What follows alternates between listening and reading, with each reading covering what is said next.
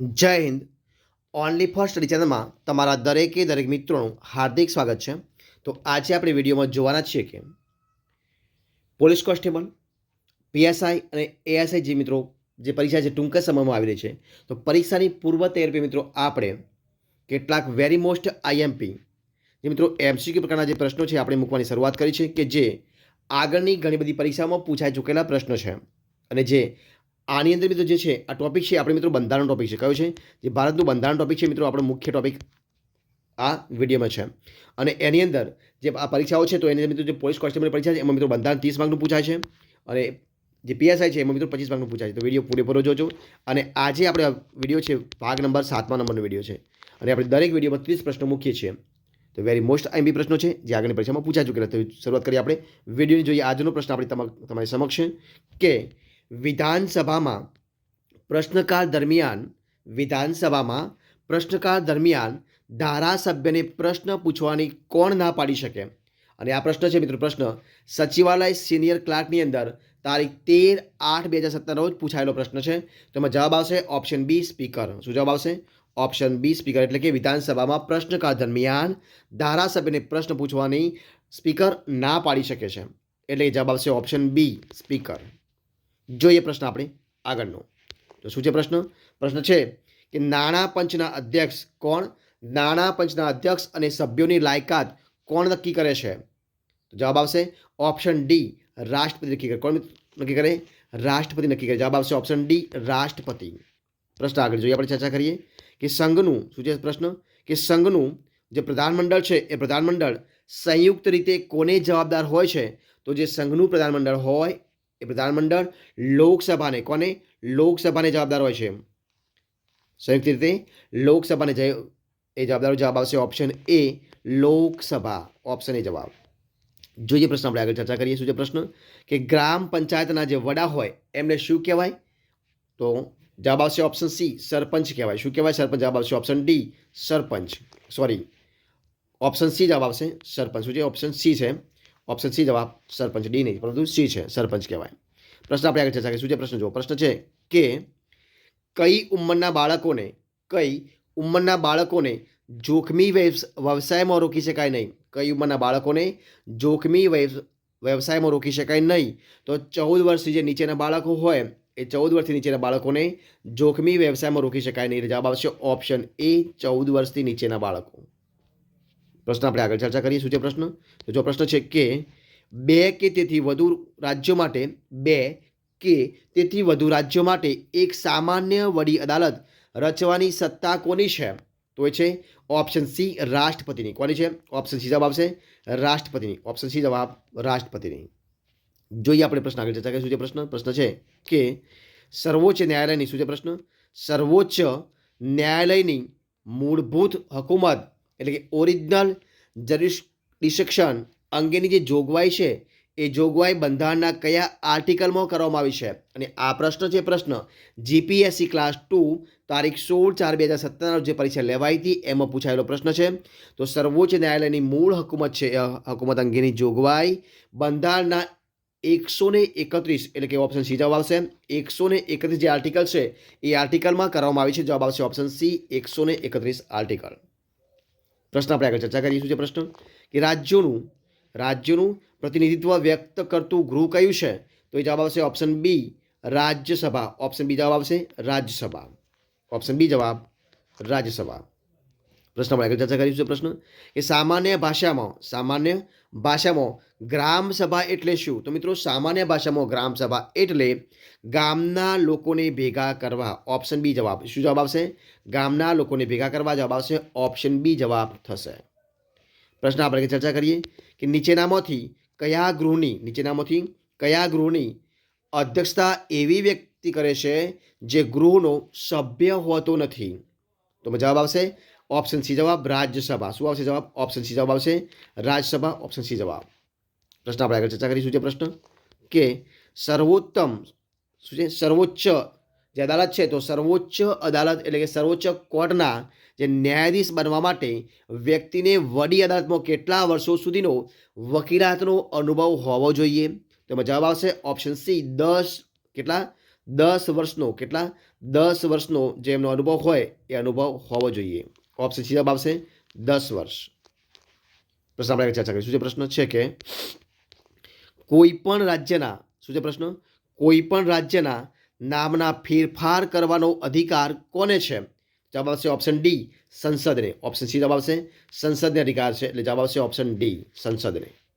પ્રશ્ન આપણે આગળ ચર્ચા કરીએ કે રાષ્ટ્રપતિ માહિતી કમિશનરને શું છે રાષ્ટ્રપતિ માહિતી કમિશનરને તેના હોદ્દા પરથી દૂર કોની ભલામણ અથવા તો સલાહથી કરી શકે છે? રાષ્ટ્રપતિ માહિતી જે કમિશનર હોય તો એ કમિશનરને તેના હોદ્દા પરથી દૂર કોની ભલામણ અથવા તો સલાહથી કરી શકે છે? આ પ્રશ્ન જે પ્રશ્ન જીપીએસસી સોશિયલ વેલફેર ઓફિસર તારીખ 1/1/2017 જે પરીક્ષા લેવાઈ હતી એમાં પૂછાયેલો પ્રશ્ન છે. તો એમાં જવાબ આવશે મિત્રો સર્વોચ્ચ અદાલત. શું જવાબ આવશે? ઓપ્શન સી જવાબ આવશે સર્વોચ્ચ અદાલતના ભલામણથી. ઓપ્શન સી જવાબ આવશે. પ્રશ્ન આગળ જોઈએ આપણે કે નીચેનામાંથી કઈ કલમ નીચે રાષ્ટ્રપતિ સર્વોચ્ચ ન્યાયાલયનો અભિપ્રાય કહી શકે છે? તો કલમ નંબર 143 આવશે. ઓપ્શન સી એ જવાબ આવશે કલમ નંબર એ ઓપ્શન 143. જોઈએ પ્રશ્ન આપણે આગળ કે હોદ્દાની રૂએ કોણ રાજ્યસભાના સભાપતિ છે?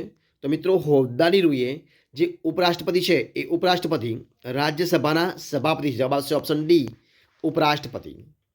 પ્રશ્ન આપણે આગળ ચર્ચા કરીએ કે લોકસભાના શું છે પ્રશ્ન લોકસભાના કુલ સભ્યોની સંખ્યામાંથી રાજ્યોમાંથી સીધા ચૂંટાયેલા કેટલા સભ્યો હોય છે?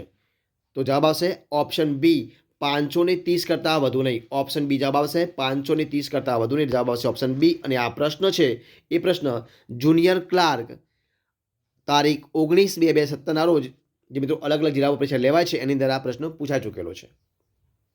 જોઈએ પ્રશ્ન આગળ આપણે કે વિવિધ દેશોમાં ભારતના રાજદૂતોની નિમણૂક કોણ કરે છે? તો જવાબ આવશે ઓપ્શન એ રાષ્ટ્રપતિ કરે છે. ઓપ્શન એ જવાબ આવશે રાષ્ટ્રપતિ. ઓપ્શન એ જવાબ રાષ્ટ્રપતિ.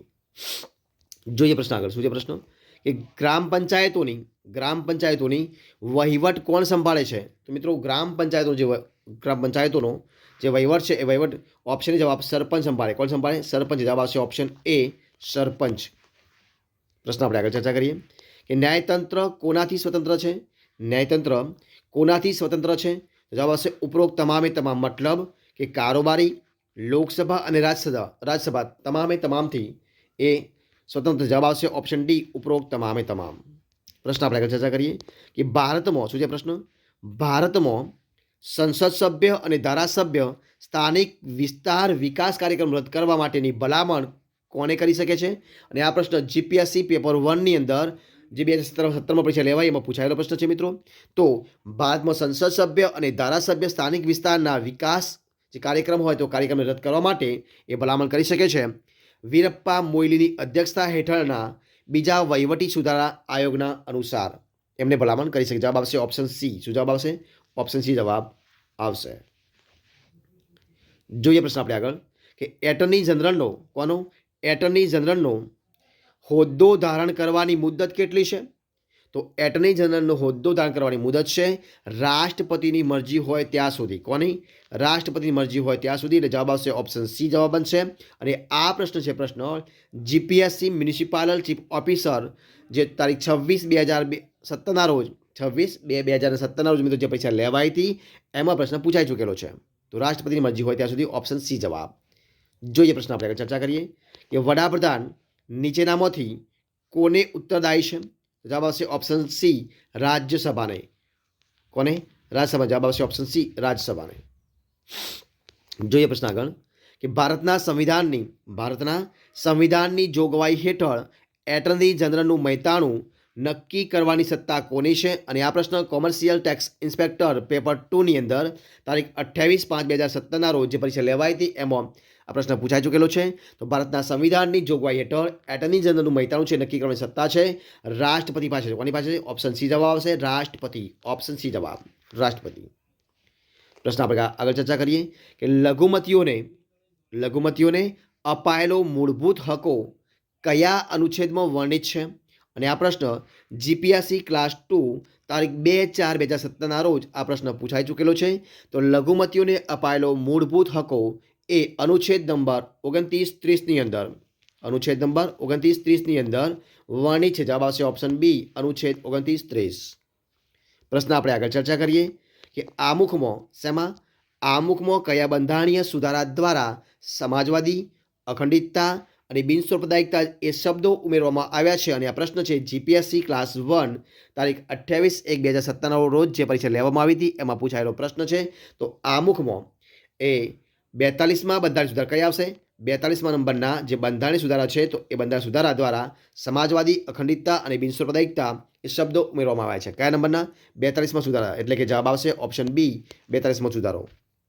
જોઈએ પ્રશ્ન આપણે આગળ ચર્ચા કરીશું. જે પ્રશ્ન છે કે તત્કાલીન કેન્દ્ર સરકારે લોકશાહી માટે કલંક સમાન રાષ્ટ્રીય કટોકટીની ઘોષણા કઈ સાલમાં કરેલી? તો જવાબ આવશે ઓપ્શન એ ઈસવીસન 1975માં. ઓપ્શન એ જવાબ આવશે ઈસવીસન 1975માં. ઓપ્શન એ જવાબ. જોઈએ પ્રશ્ન આપણે આગળ કે ગાંધીજીના કહેવાથી શું છે પ્રશ્ન? ગાંધીજીના કહેવાથી ભારતના બંધારણમાં ભાગ 4 રાજનીતિના માર્ગદર્શક સિદ્ધાંતોમાં અનુચ્છેદ ખાલી જગ્યામાં ગ્રામ પંચાયતની રચના માટેની જોગવાઈ કરવામાં આવી છે. અને આ પ્રશ્ન છે GPSC social welfare officer class 2 તારીખ 25/2/2017ના રોજ જે પરીક્ષા લેવાઈ હતી એમાં પૂછાયેલો પ્રશ્ન છે. તો મિત્રો અનુચ્છેદ આવશે 40મા નંબરનો. ઓપ્શન સી જવાબ આવશે અનુચ્છેદ 40. ઓપ્શન સી જવાબ. જોઈએ આપણે પ્રશ્ન આગળ. જો શું પ્રશ્ન છે કે બંધારણની જોગવાઈને ધ્યાને લઈ લોકસભામાં મહત્તમ બેઠકો કયા રાજ્યને ફાળવવામાં આવેલી છે? અને આ પ્રશ્ન જીપીએસસી ક્લાસ 2 તારીખ 16/4/2017ના રોજ જે પરીક્ષા લેવાઈ હતી એમાં પૂછાયેલો પ્રશ્ન છે. તો મિત્રો બંધારણની જોગવાઈને ધ્યાને લઈ લોકસભાની અંદર મહત્તમ બેઠકો એ ઉત્તર પ્રદેશ રાજ્ય, કયું રાજ્ય છે? ઉત્તર પ્રદેશ રાજ્યને ફાળવવામાં આવી. જવાબ આવશે ઓપ્શન ડી ઉત્તર પ્રદેશ.